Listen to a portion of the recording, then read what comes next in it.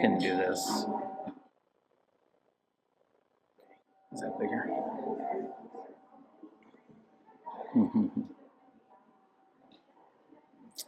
Good morning, and welcome to our Sunday worship service. I am Mark Willis, and I'll be your celebrant this morning. I've been a member or a friend of the UUCP for almost as long as I've lived here in this beautiful part of the world, about 20 years now. I'd like to extend a special welcome to all those who are joining us for the first time. We are very glad that you are here. If you've come in person, we hope you have received a welcome packet with an information card in it. If you don't have one yet, please ask following the service. If you fill that out and drop it in the offering basket, we will be in touch to support you in finding your way into our community. If you are joining us online today, there's a link on the website to an electronic version of that same card. Our welcome committee members have yellow name tags, and they can answer questions or point you in a direction for additional information. Whether you're new or not, please consider joining us for coffee and conversation after the service, either downstairs in our fellowship hall or in the Zoom room. And now, let us say our words of welcome together. Whether this is your first or your 1000th Sunday with us, whether you strolled, rolled, zoomed, ran, or danced in, we are glad you chose to join us. We are one people of many beliefs, identities, origins, sexualities, and genders. All are welcome here. Now we will take a moment to say hello across the technical divide. First, we're going to show the people joining us on Zoom. So if you are at home, please turn on your cameras, and now it's time to wave. Great. Now those of us attending the service in our building, it's your turn.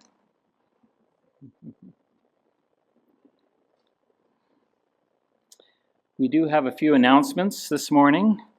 First of all, if you would like a quieter space from which to enjoy our Sunday services, we're now offering a live stream of each Sunday's service in our third floor library. There are couches, drawing supplies, and a large screen TV for those who could use a little peace and quiet but don't want to miss the service. Secondly, the UUCP is thrilled to announce the launch of our new Wellspring Sources program beginning this January.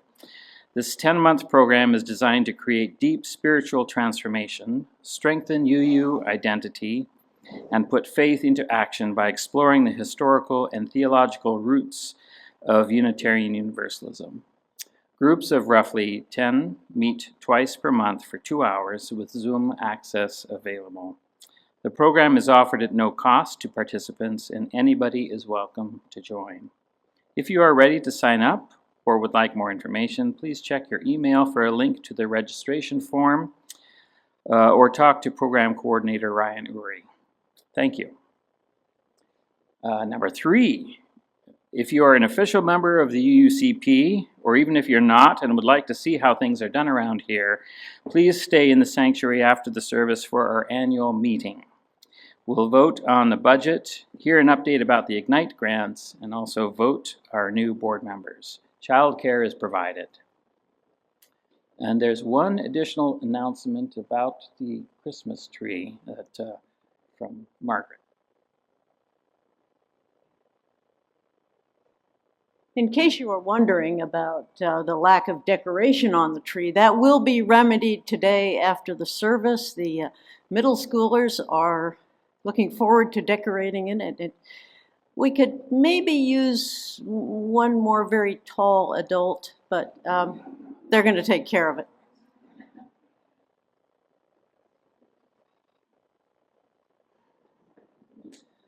And that ends the announcements. The land on which our church is built is part of the ancestral homeland of the Nimipu, the people, and mistakenly called the Nez Perce or Pierced Noses by French-speaking trappers and traders. We acknowledge the land is held in sacred kinship, since time immemorial. The land and its peoples suffered immeasurable trauma brought by the Euro-American society, and we are working with its resilient peoples to show respect and contribute to the healing and nurturing of this wetes precious land and all its peoples. We are hoping the folks joining us via Zoom have a chalice or a candle to light and something to light it with. So let's light our chalices together.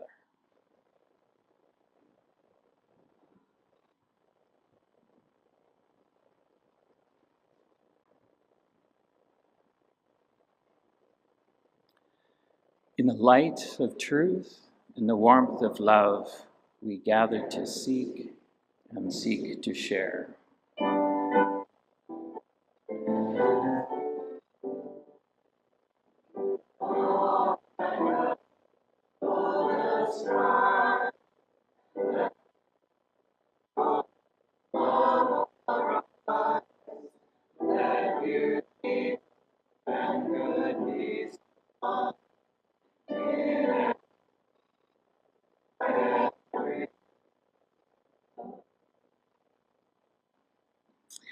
Thank you. Please be seated. Because we're in the season of Advent, in addition to lighting our chalice, we're also going to take a moment to light our Advent candles.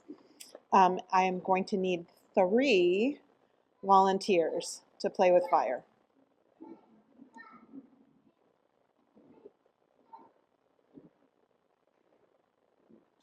If they're not in the mood.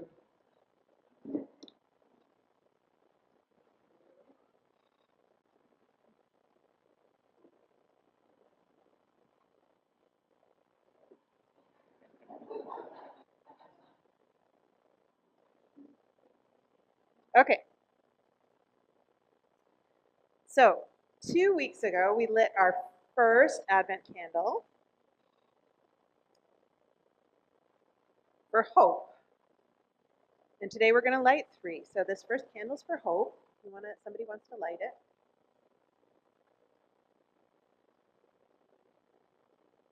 We light this candle as a reminder that we are the bearers of hope. And then last week we lit a second candle for peace. We light this candle as a reminder that we are the makers of peace.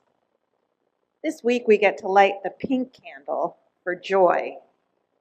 When we see something beautiful or a person we love, when we experience awe and wonder, joy sparks in our hearts. And when we smile at someone, we pass that spark along. So we light the third candle as a reminder that we are the spreaders of joy.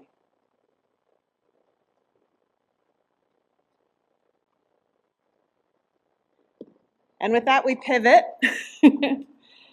from the Christian season of Advent to the celebration of the Jewish holiday Hanukkah. In the year 167 BCE, the Greek king Antiochus Epiphanes attempted to Hellenize Jerusalem. Jewish practices, including the observance of Shabbat, were forbidden, and the Greeks co-opted the temple in Jerusalem, using it to worship the cult of Zeus. A small band of guerrilla fighters known as the Maccabees rose up to fight the Greeks, and against all odds, they were able to reclaim the temple for the Jews. Okay, that just went away. They relit their holy lamp, and though there was only enough oil for it to burn for 1 day, the flame lasted for 8 days, a miracle which the Maccabees took as confirmation that their covenant with Yahweh, the covenant that marked them as God's chosen people, remained intact. In memory of this miracle, Hanukkah is celebrated for 8 days, primarily by lighting candles on a menorah or Hanukkah. This year, Hanukkah begins this evening at sunset. So Jews will light the first candle at sunset, and each night they'll light one more. And we are lucky enough to have Miriam with us, willing to share with us the traditional blessings that are used to light the Hanukkah menorah. Miriam?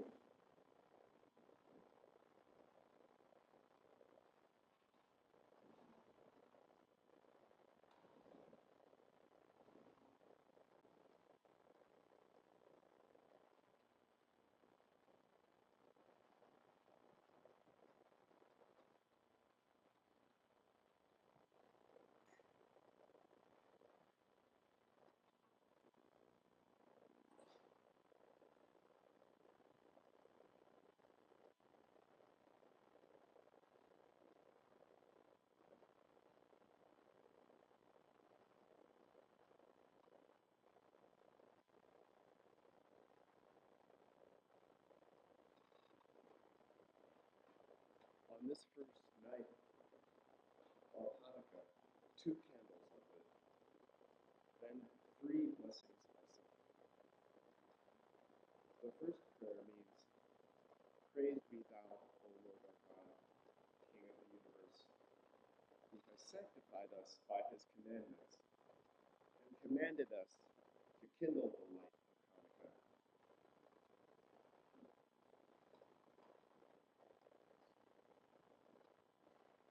Baruch atah Adonai, Eloheinu melech haolam, asher קידשנו במצוותיו, וציוונו להדליק נר של חנוכה.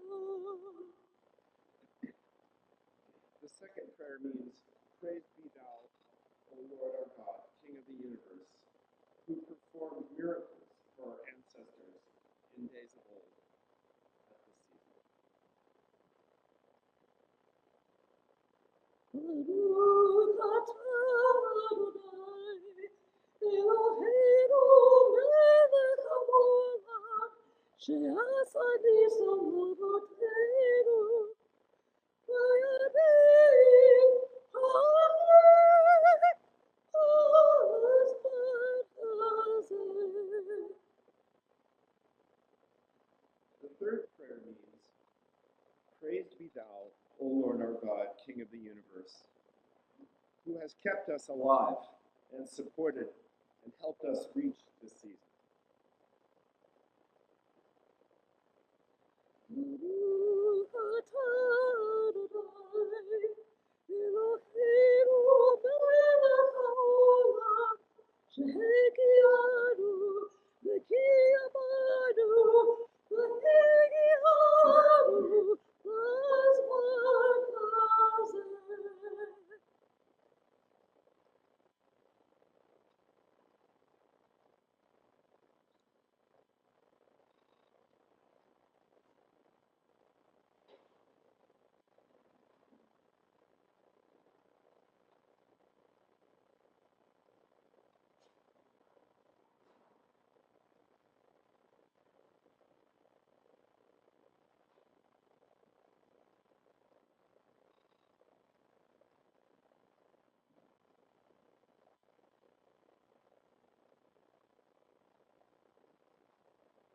The song Ma'atzur is traditionally sung after the lighting of the Hanukkah menorah.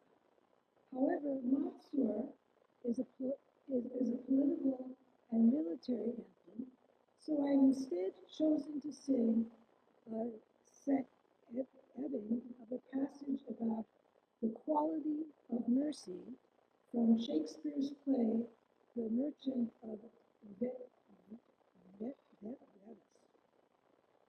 The composer of this piece is Raymond Smaver, who was the Jewish cantor of my synagogue when I was a child.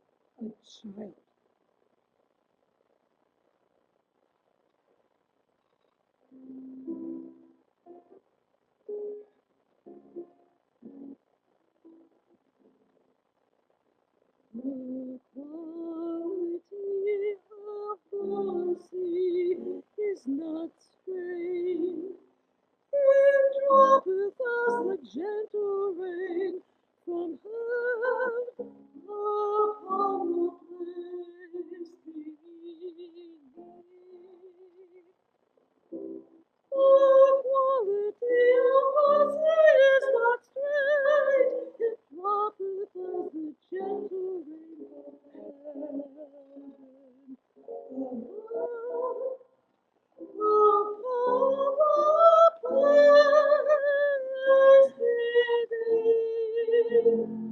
It is twice blessed, it is twice blessed, it blesseth abundance, and then partakes. 'Tis mightiest in the mightiest, it becomes the throned monarch better than his crown. His scepter shows the force of temporal power, the attribute to awe and majesty. Wherein doth sit the dread and fear of kings. What mercy is above the sceptred sway. It is enthroned in the hearts of kings. It is an attribute to God Himself. Nothing more doth show, like his scars when mercy seasons justice. Therefore, though justice be thy play, consider this, that in the course of justice none of us should see salvation. The quality of mercy is not strained. It droppeth as the gentle rain through heaven upon the place beneath thee.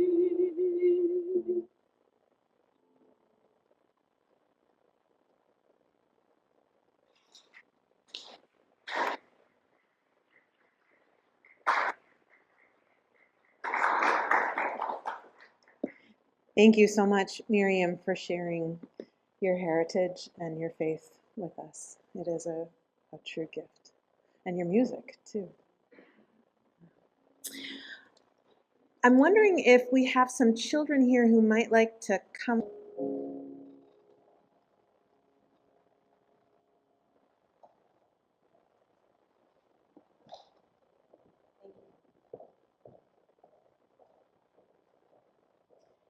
I invite you now a little bit deeper into the spirit of meditation or prayer.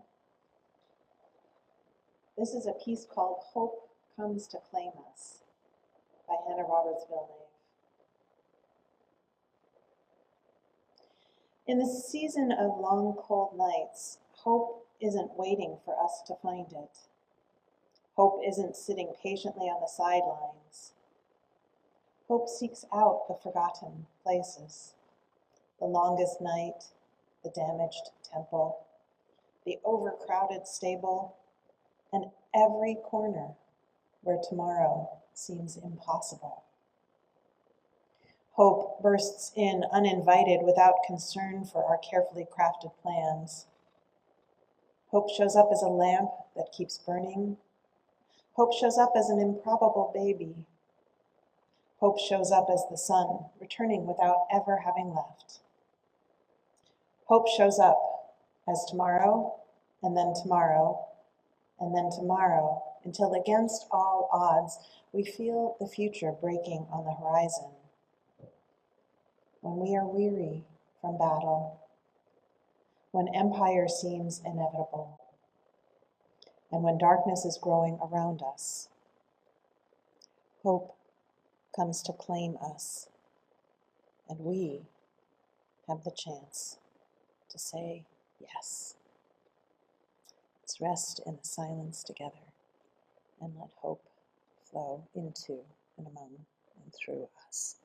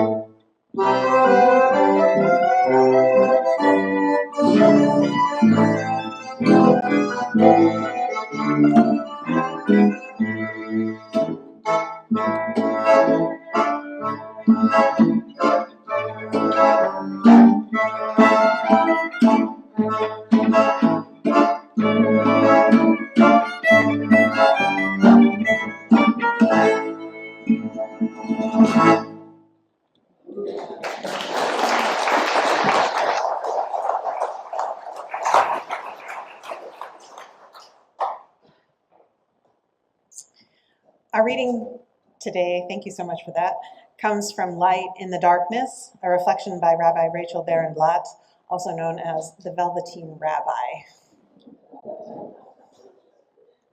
Even in times of greatest darkness, when it seems that hope is gone, when you feel tapped out and drained, when you have no more resources to draw on, when you've done everything you know how to do, don't give up. Do the tiny thing you can do, even if it doesn't feel like enough. That's the message of the Hanukkah story. Maybe you're feeling lately like you're not enough. Maybe you're feeling like the world demands strength and perseverance that you can't seem to manage. Maybe you're feeling like the darkness presses in on all sides and will not be defeated. Maybe you're feeling worn down and hopeless for personal reasons, or for national reasons, or for global reasons, or all three at once. Hanukkah comes to remind us, don't give up. Don't give in to the voice that says you aren't enough. Do what little you can, even if it doesn't feel like it's enough. Maybe especially if it doesn't feel like it's enough. Make the leap of faith of continuing to try to build a life, a nation, a world that is better than the one we've got now. Start tonight with one little light, one tiny flame against the darkness. And tomorrow night there will be 2, and the night after that there will be 3. Of course, it's not really about the candle flames. The literal flames on our menorah are symbols. They remind us of a deeper spiritual truth, that we can bring light, that what we are is enough, that all hope is not lost, that when we can hope for better, we can work for better, and we can take back all of the places that have been desecrated and make them holy once again. This fall was the first time I can remember that I didn't insist on leading a service reflecting on the themes of the Jewish High Holy Days. And I told myself it was because I was just back from sabbatical and the worship team already had a plan. It would be rude to ask them to switch gears midstream, but the truth is that I was scared. It didn't feel right to talk about the High Holy Days without talking about what's going on in Gaza. And I didn't want to talk about what's going on in Gaza. It feels like navigating a field full of landmines. There be dragons. Whatever I say is likely to make someone angry or worse, cause actual harm. I told myself it doesn't really matter what some random minister in a UU church in the middle of Idaho thinks about all this. It's incredibly complicated. I'm not a scholar of Middle Eastern history. I've read just enough to become convinced that it's an unholy mess, hundreds of years in the making, and there's no simple path out. Why would anyone want to hear that opinion? But the still small voice, whether it's spirit or intuition or maybe even conscience, it doesn't like it when I'm cowardly, when I'm a wimp. So when this Jewish holiday drew near, a minor holiday to be sure, but one that commemorates a military victory, the voice just told me to put my big girl pants on and do the thing. So please know, you don't have to agree with anything I'm about to say. And if you disagree with me and want to talk with me about it, my door and my heart are always open. So let's start here. Anyone with a conscience knows that what's going on in Gaza is horrific and needs to stop. That's my first step onto this field of landmines. And here's the second. What happened on October 7th was also horrific. Unprovoked attacks on civilians can't be countenanced. The attack in Australia was horrific. The fact that locally our LDS wards are dealing with threats of violence because of the whole situation with Charlie Kirk is horrific. We can't be okay with any of this. So the next thing I'll say is that no one wants to live under the thumb of a colonial power. Palestinians deserve rights and land. Their children deserve to grow up safe and free. And I can only imagine what it would be like to live in a place with a 100-year-plus history of terrorist attacks. I think about what it would do to a person's nervous system, actually, to constantly feel vulnerable, like every time you leave the house, there's no one in Israel who doesn't know someone who's been injured or killed in a terrorist attack. And Israeli children deserve the chance to grow up safe and free, too. And here's what may be my most dangerous step. I think we need to start where we are. We need to work with what's in front of us. And if we want to talk about colonialism and imperialism, state-sanctioned oppression and violence, we, as in we who live here in the United States, have a way worse track record than Israel. Our track record in terms of foreign policy, war, and peace is pretty abysmal. Again, I'm not a scholar, but I've read enough to understand that we haven't been the heroes of the story in a very long time, and that's regardless of which political party happened to be in power. All of us in this room benefit, at least indirectly, from the military-industrial complex, which forms a huge, huge basis for our entire economic system. And our nation is currently, right now, enacting horrific violence against shipwrecked Venezuelans, signaling for help, against immigrants here, and even against US citizens who hold marginalized identities or are just people like us exercising their First Amendment rights. Sometimes I wonder if part of the reason we focus our attention and outrage on horrors happening far away is because it's less painful or complicated than facing into the horrors that are happening here. Here's the thing. We all want to be the good guys. And we want those people over there to be the bad guys. That's human nature. It's human nature to want simplified narratives.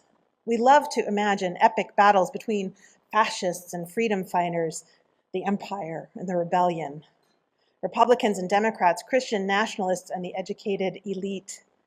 But the reality is way more complicated and so much messier than the stories we like to tell ourselves. Never mind the stories that we're fed by the media. So, back to Hanukkah. The word means rededication or reconsecration.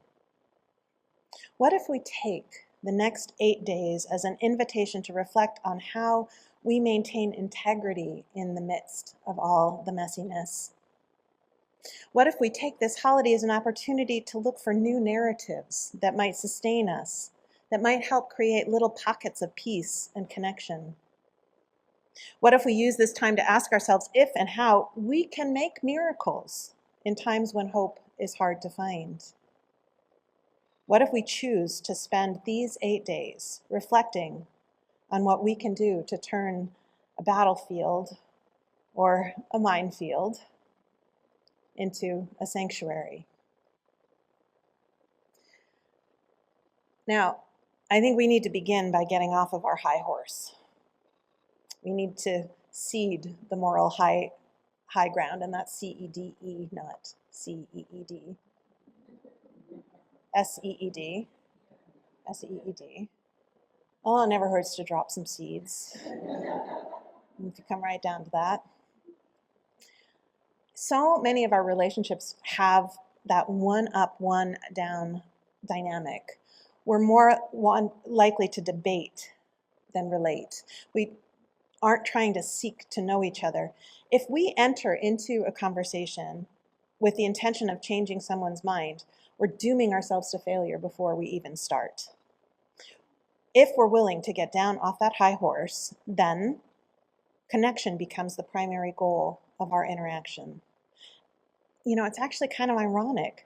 I think if we want to have a shot at changing someone's mind about a particular issue that we care about, we have to stop trying to change their mind and choose instead to really listen and relate and engage.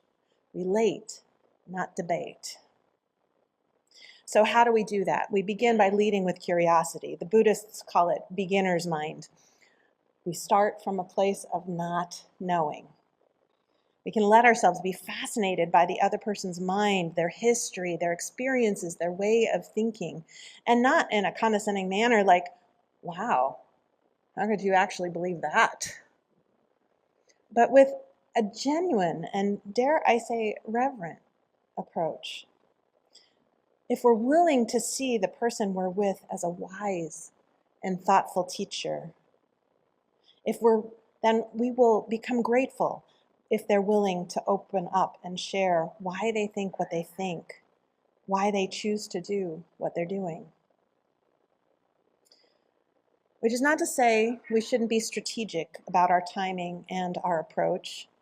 Sitting down in the middle of a battlefield and trying to create a little altar while the bullets are still flying is not going to have the result we're looking for.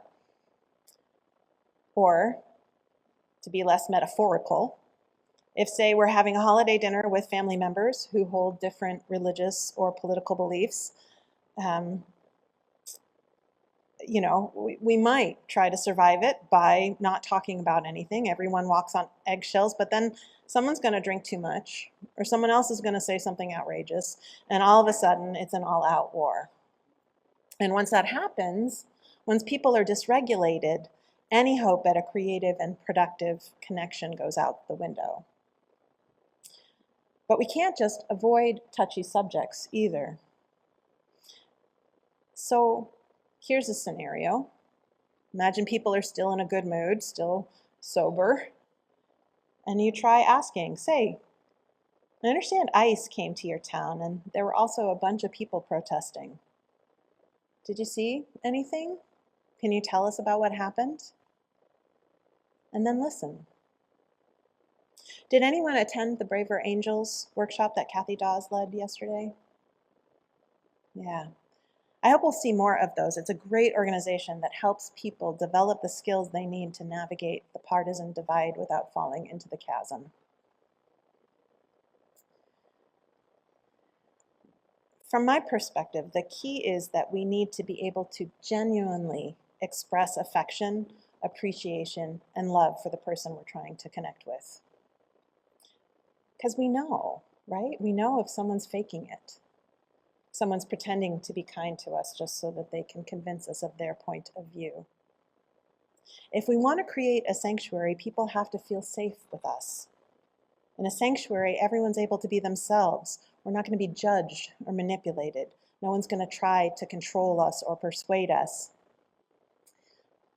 Once the connection's established, once people are feeling safe and understood, The next thing we need to do is look for common ground. If we've listened well enough, we understand the deep values driving that other person's perspectives. And the odds are we can find something in there, some value that we share. And if we haven't found common ground, then we need to keep asking questions until we do. When we find that common ground, we're able to shift. And rather than seeing each other as good guys and bad guys, we understand that we're on the same team. We're all just humans. Everyone wants to find a way through a messy and complicated world. We're in this together. So, I hear that you care about fairness. I do too. Now then, sometimes common ground is the hard stuff. It sounds like you're scared and uncertain. Me too. We need to be vulnerable in order to create the kinds of relationships that invite transformation and growth. Now, I need to add a caveat here because it's not always safe to be vulnerable. If one side brings down the walls and the other is still in a battle mindset, someone's going to get trampled. It takes two to tango, and boundaries are essential, particularly for people with marginalized identities. Trust is earned, and it's our job to actually keep ourselves safe until trust is established. However, we also need to hold the truth that all growth, change, and shift in mindset happens in that context of loving and compassionate and vulnerable relationship. When the battlefield becomes a sanctuary, people with different experiences on opposite sides are able to bring down the armor around their hearts. We take risks, we tell the truth, and because human beings are naturally empathetic when confronted with another person's raw humanity, their pain and their suffering, we care. It's hardwired in us. And in that moment of compassionate connection, the shift in opinion or behavior comes. Now, I'm not just making all of this up out of my own head. Are any of you familiar with the Compassionate Listening Project? Okay, I see one person nodding. When I think about the path to peace in the Middle of the East, I think first and foremost about their work. Could we watch the little video?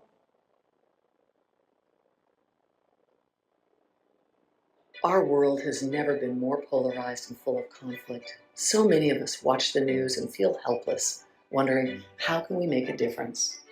For 33 years, the Compassionate Listening Project has been developing and teaching powerful peacemaking skills that everyone can learn. Compassionate listening heals polarization, transforms conflict, and creates cultures of peace, starting with each one of us.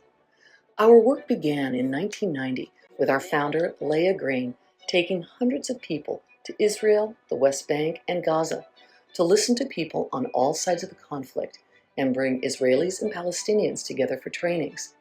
After 9 years, we took compassionate listening out to the world.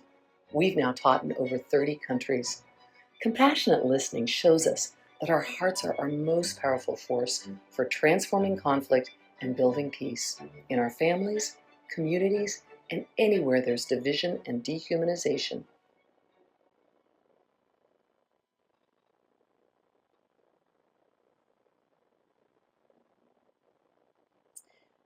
It's a really beautiful, hopeful organization, and I've attended one of their trainings.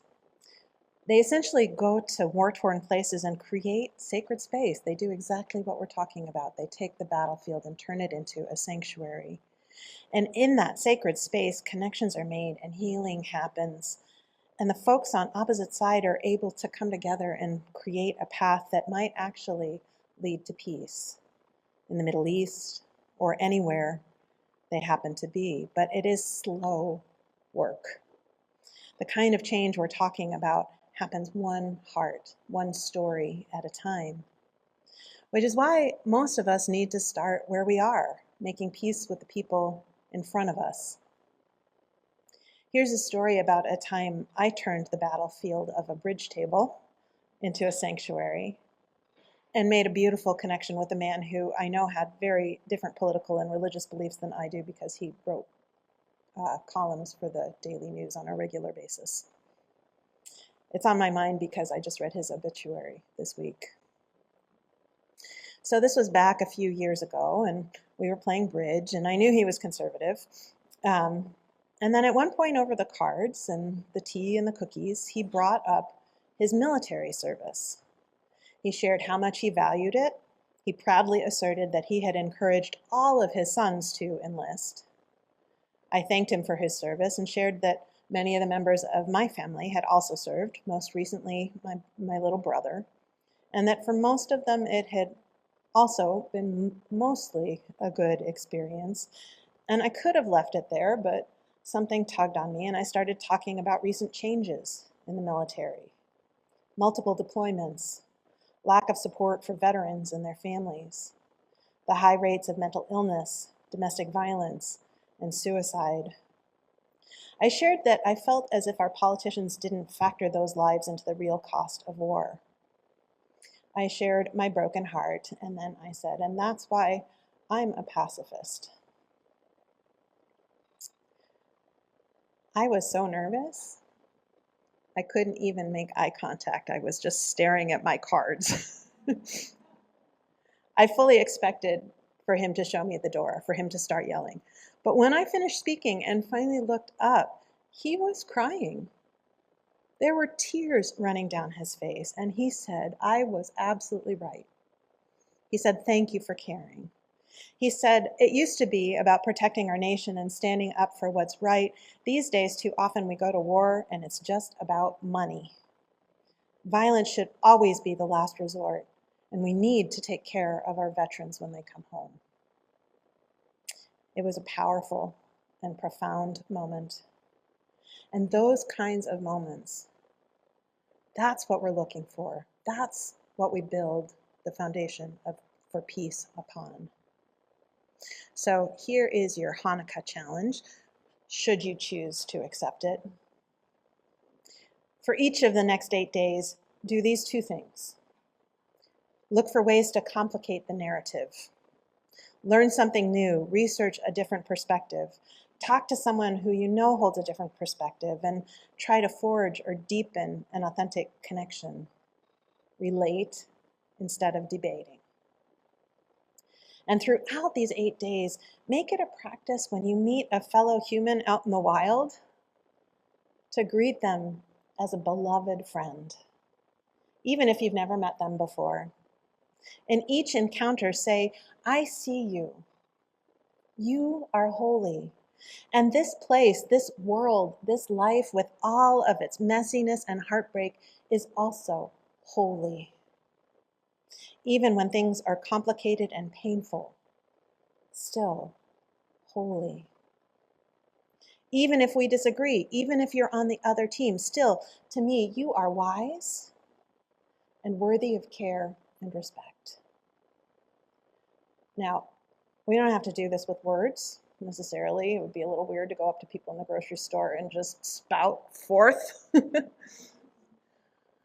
But this is a great thing about being human, right? We can convey all of that with eye contact, with a smile, with a gentle and compassionate touch on the arm. Love is the center of our faith here at the Unitarian Universalist Church of the Palouse. So our job, whether it's Hanukkah or just a Tuesday, is to let that light of love shine through whenever, however, and wherever we can. So beloveds, be brave and become the sanctuaries in the midst of the mess. So be it, and so may it be. Let's sing together now, light one candle.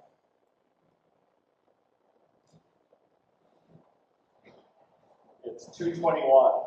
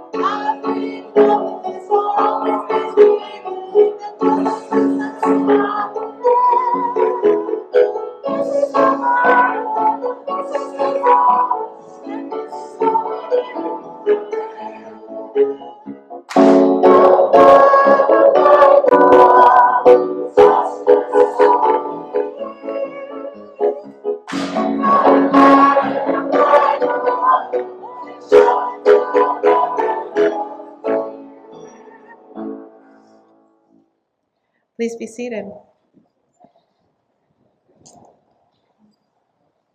Our closing reading is Each Candle a Miracle by Amanda Udis Kessler. This year, may we light the Hanukkah candles in wonder, joy, and gratitude, each candle a miracle. May we rededicate ourselves to the miracle of light in a season of darkness, to the miracle of trust in a time of anxiety, to the miracle of hope in a time of despair, to the miracle of faith in a time of cynicism.